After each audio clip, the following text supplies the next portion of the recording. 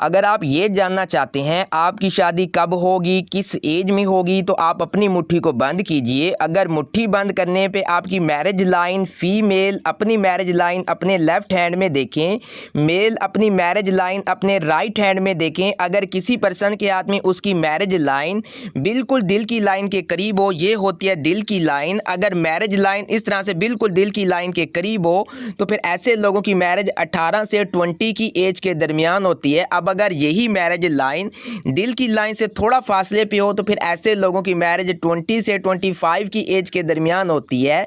अब अगर यही मैरिज लाइन इस तरह से आपकी दिल की लाइन और आपकी लिटिल फिंगर के बिल्कुल सेंटर में हो तो फिर ऐसे लोगों की मैरिज 25 से 30 की एज के दरमियान होती है। अब अगर यही मैरिज लाइन इस तरह से लिटिल फिंगर के करीब हो तो फिर ऐसे लोगों की मैरिज 30 और 35 की एज के दरमियान होती है।